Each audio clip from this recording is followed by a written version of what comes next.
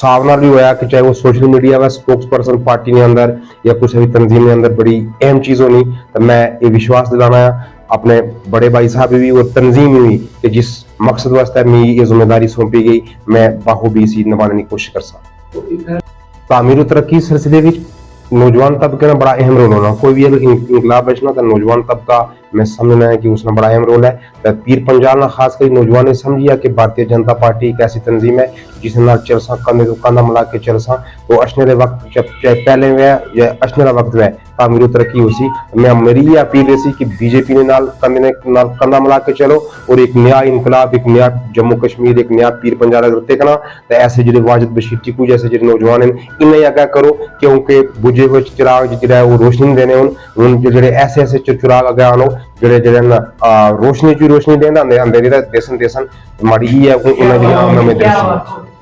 तनवीर जी, आपको ये जो एक अहम जिम्मेवारी दी गई है बीजेपी की तरफ से, इसको आप कैसे देखते हैं? बेसिकली मुझे जो है स्पोक्स पर्सन पहाड़ी कल्चर एंड वेलफेयर सेल जो है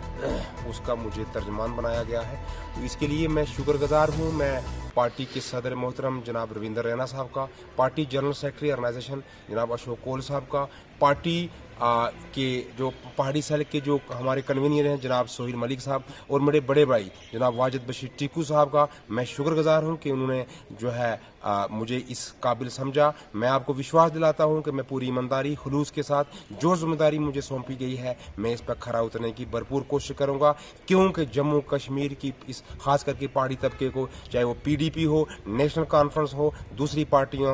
हो, उन्होंने सिर्फ इस्तेमाल किया, नहरे के लिए इस्तेमाल किया, वोट बैंक के तौर पर इस्तेमाल किया। पहली मरतबा भारतीय जनता पार्टी ने जम्मू कश्मीर में एक बेहतरीन एक प्लेटफॉर्म दी, एक सेल पहाड़ी सेल का मतलब पहाड़ी सेल का मतलब हो एक बुनियाद दली है। तो इंशाल्लाह हमें उम्मीद है कि आने वाले वक्त में पहाड़ी तबके को पहाड़ी स्टेटस भी मिलेगा। और मैं फिर विश्वास दिलाता हूं नौजवान तबके को, अपने DDC headquarter engineer Bashir Wajid Bashir Tiku sahab को, कि जो जिम्मेदारी आपने मुझ पर सौंपी है मैं